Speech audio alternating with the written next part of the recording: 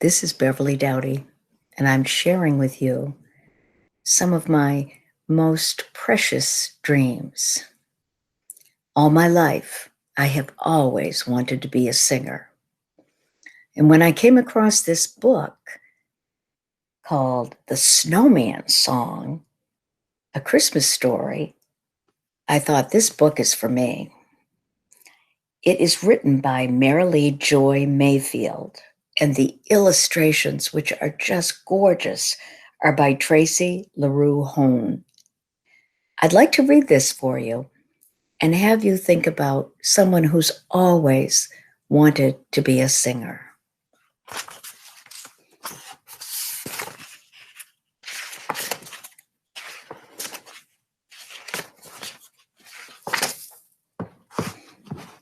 It's true, you know, that people of snow send their thoughts around without making a sound. Their feelings become small jewels of pure ice, and they sense these frost drops like snow coaly spice. I want to sing, the little snowman sent his thoughts to his mother. I want to go caroling like a happy child with a silvery voice. It's Christmas time. I want to rejoice. Snow people can't sing, his mother thought sadly. We're made of snow, and it makes no sound. A child of snow doesn't have a voice. I'm sorry, my son. You don't have a choice. But her little son, Snowman, had so many strong wishes he wanted to share that he made a windstorm of whirling thought air.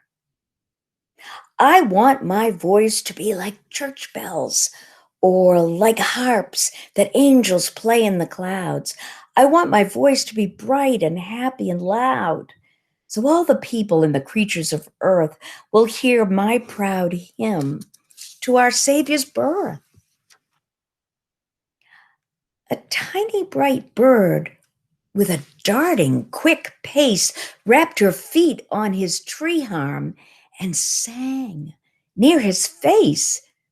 Her thoughts formed soft snow notes, so sweet and clear, but he almost felt he had ears to hear.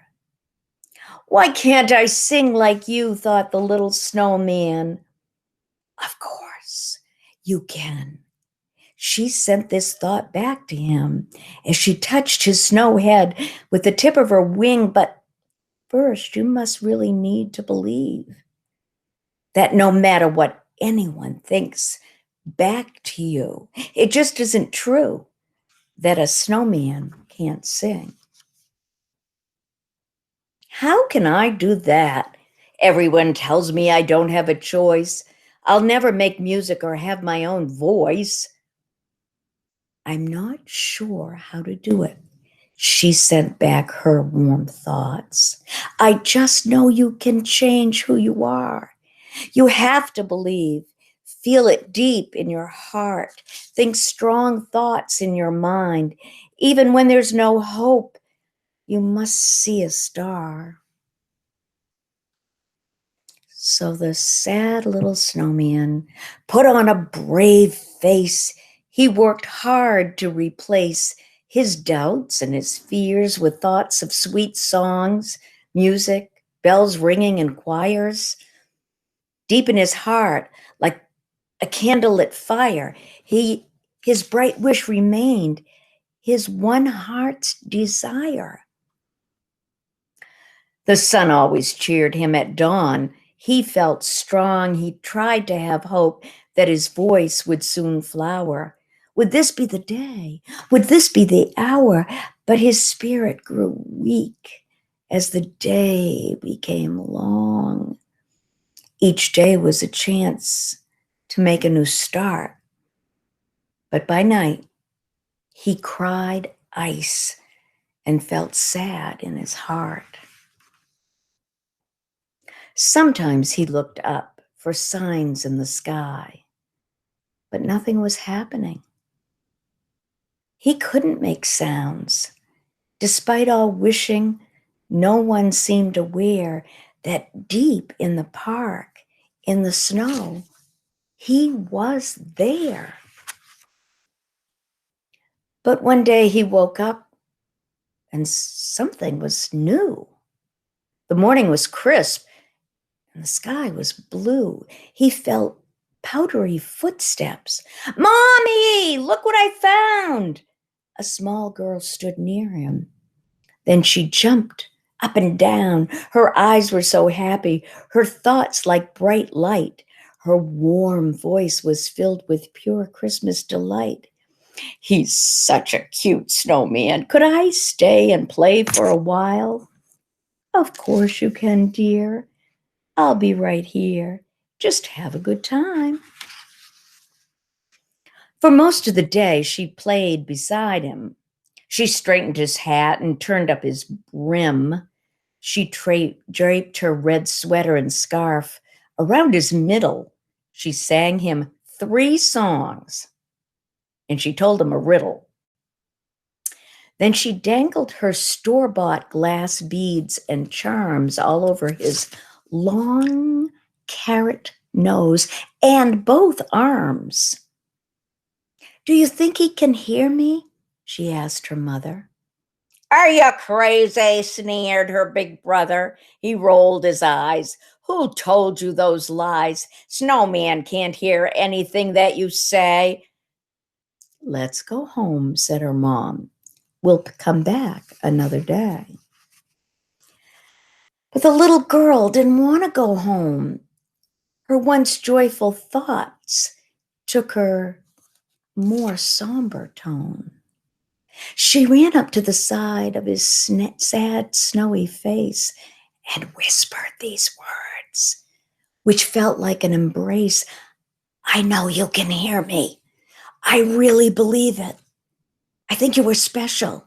I'll never forget the day that we spent. I hear your music, even though you can't speak." And she leaned over and kissed his cold cheek. He wanted so much to sing just one small note, but nothing would come from his cold, hard snow throat. If only she knew he could hear in his head the sweet, gentle grace of the words she had said. But something was happening. He just didn't know, for where she had kissed him, she left a warm glow. And little by little, the snow melted spaces, leaving tiny pearl strings of small open places from the side of his face to the base of his throat, like the holes in a flute that play very high notes. The night before Christmas was the worst night he'd had. All around there was music. Everyone seemed so glad. He silently stood in his place in the park. His feelings were frozen. His thoughts were so dark. His mother was worried. She felt his despair and she tried to send comfort to him through the air. He knew that she cared, but his cold, heavy silence was too sad to be shared. The loss of his dreams was too much to shoulder, and they wouldn't come back, even if he had told her. He bowed his head and shut his eyes tight. Snow was starting to fall. It was such a cold night. With the last ounce of courage that only faith brings, his thoughts formed this prayer with frost-covered wings. "Please, let me sing a song filled with light. Then my life will be perfect. My thoughts will be right, and all the sweet sounds angels use to stop doubt will burst forth from my heart and come out my mouth like a powdery snow over this holy night. He almost missed her soft steps in the snow. She was holding a candle that gave a warm glow. It was the small girl. She had brought him a gift. She sensed all his tears. His soul needed a lift. Round his neck there was a tinkling like spoons hitting glass. She had made him a necklace in her second grade class, silver bells, gold stars, and snowflakes of blue. It was beautifully fashioned, and it made music too.